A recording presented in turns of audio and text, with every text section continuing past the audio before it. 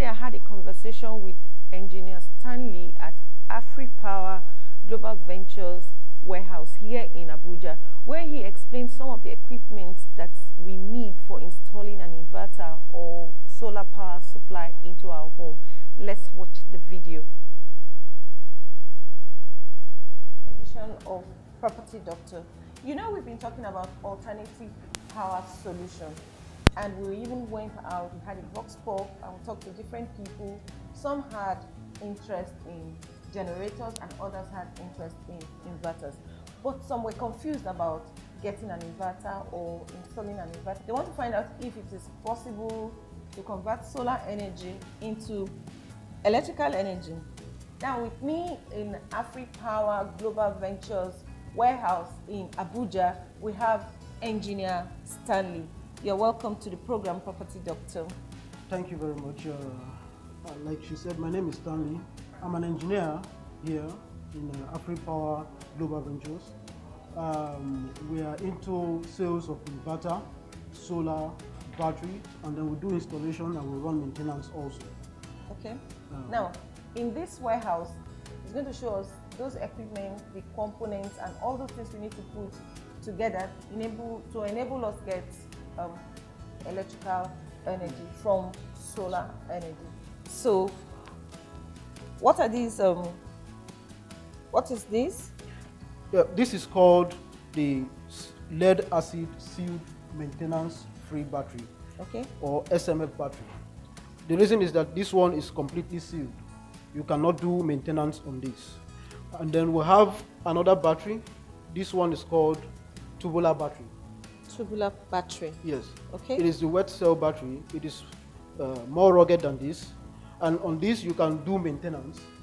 And the only maintenance you do on this is you check the acid level of the battery from time to time, and then you refill with distilled water. Okay, so this uses distilled water like yes, the usual battery we like have. The usual batteries. Okay. So you can do maintenance on this. On that. And here we have the inverter, and this inverter is 5 kVA inverter. 5 kVA inverter. I can see pure sine wave home UPS. The UPS there is uninterrupted power supply.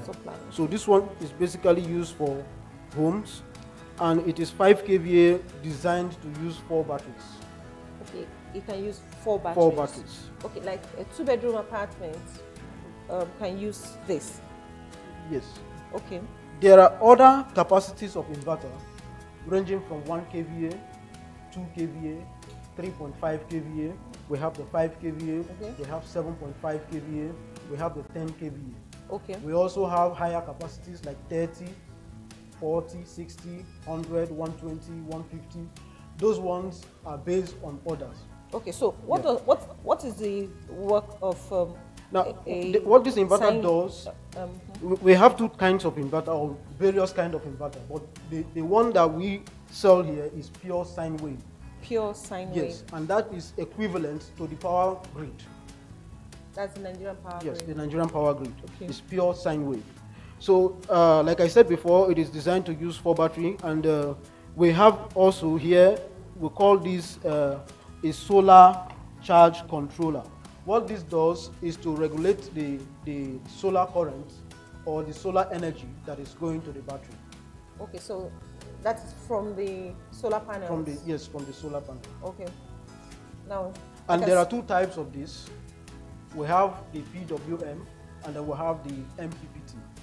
Okay. Yeah, this one is PWM. Okay, you are going to tell us the difference between a PWM yes, and... the difference between both of them is that the MPPT is maximum power point transfer, which means that there is no room for energy loss using the MPPT. MPPT. Yes. But this PWM is pulse width modulation, which means whatever you give in is what it gives out. So is there any power loss here? Yes, there is room for power loss in this. Okay. We use this to do interconnections between batteries. Because this inverter uses 4 batteries, and then we have only batteries built in one unit. So we have to bring 4 units together to form 4 batteries that this inverter can use. Okay. And that is why we'll have this cable in the carton of the inverter, so that we use them to, we call it series connection. We'll do series connection to form the 48 volts for the inverter. Okay, we also have solar panel, and the solar panel, what it does, it takes energy from the sun and converts it into electrical energy. And that electrical energy is being stored in the battery, whereby also the inverter can take from the battery, from the same battery where the electrical energy from the solar is stored, and then supply to the house. That is what the solar panel does. Okay. We have the solar panel. This one is a 260 watts monocrystalline solar panel. Okay. There is also polycrystalline, but we normally make use of monocrystalline because this panel tends to charge very fast, even when there is little intensity of sunlight. So that's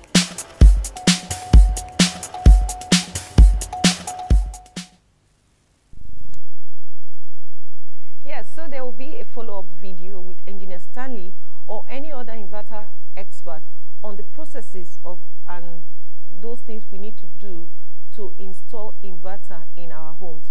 Are you sure you want to know when this will be done? Please stay tuned to this channel. We'll give you tips and we'll give you information on when we'll be uploading a video on the installation of inverters. Inverters are power electronic devices or circuitry that changes direct current to alternating current in our homes, giving us input voltage, output voltage, and frequency, and overall power depending on the design and the specific device or circuitry in our home. This is electrical jargon. Well, when you have a lot of solar power like we do in Nigeria, we need to convert it to electrical energy or electrical power so that it will make do for the shortfall of electrical power that we have in our country. Inverters are popular in Nigeria because of the challenge of stable electric power supply, and most people have adopted it as an alternative option to meet the needs of the shortage of power supply in our country. So with this inverter in our country, we make sure that we have constant power supply. Electricity is generated from different sources, maybe from fossil or organic fuel, from coal. You can also have from hydro, from thermal energy, and you also have from the wind, like you have the wind turning the turbine to give us power. You have the solar, you have biomass, you have nuclear, different methods of getting electricity in Nigeria. Nigeria relies on two main sources of electricity, that is two main sources of electricity, hydroelectricity and thermal electricity. But we are trying to introduce people to solar power supply. Now, hydroelectricity is the source of energy for, hydroelectric dam, and you know, it converts mechanical energy to electrical energy. And with this, you need a lot of large turbines to keep turning the engine and bringing out power supply as it's spinning. You know, the large turbines are connected to big electric generators, and this makes the power to come out of the system, and it's distributed to different places. Some rivers have either a steep or they have enough grade. Some of them don't even have sufficient water, but it depends on how this electricity is being passed through the water to make sure that the power, the hydro electric generators are being turned properly to generate power supply. Nigeria also generates hydroelectricity from dams and waterfalls, but the volume is grossly inadequate to meet the expected power supply for our population and for industrial requirement. So you see, we need to consistently have power supply in our country, and we need something that will make us have constant power supply. We can also use wind or solar renewable energy. Solar energy can be used to power telecom towers, solar energy solutions will also be an optimal choice for alternative energy in remote sites that are not connected to the power grid directly, thereby reducing the prolonged use of diesel and generator. You know, when we went for the Vox Pop, some people complained about the noise of generators and the use of fuel, smoke, and all that. So it's good we use the solar power supply. Now, the wind energy is another source of power supply. There are different kinds of solution under various stages of development, you know, which converts wind energy into electrical energy, which should power telecom supplies, where you see large wind machines that keeps turning round and thereby generating power. You also have fuel cells.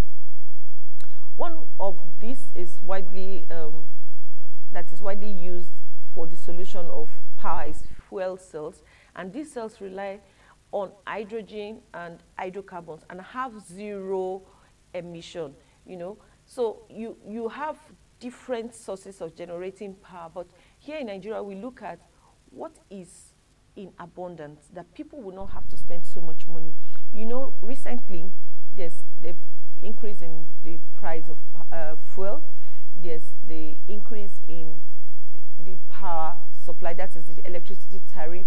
But you know one thing, our income has actually not changed, and we need to do something. We have to look for a way in which we can convert something that we have in abundance, instead of allowing it to be useless, then we can make it always available to produce power for our people. Whatever alternative power supply you choose, make sure it is easy to use, it is easy to operate, and it is easy to maintain. If you do not have that alternative power, then you have blackout sometimes, even at the time you need it. Now, alternative power is the best for you, so that consistently you have power supply, especially in the hospitals, in schools. When important things are going on, you need constant power supply. Make sure you consult a professional for an alternative power supply. Now, we thank you for being with us today, but we're coming up with a great episode that will tell you more about alternative power supply and how you can generate power for yourself. We have smart homes now. For you to keep your smart homes up, you need a constant power supply in your homes. So you need to do something that will make sure that consistently you have power supply. Because if you want to talk about the security lights in your smart homes, you want to talk about other things, you need power supply. Thank you for watching. If you have subscribed to our channel, we thank you for subscribing to our channel. And if you have not subscribed to our channel, please, what are you waiting for? Please do so on the link that will accompany this video. You can follow us on Facebook and Instagram at PropertyDoctorNG and on Twitter at PropertyDocNG. See you next time. Bye.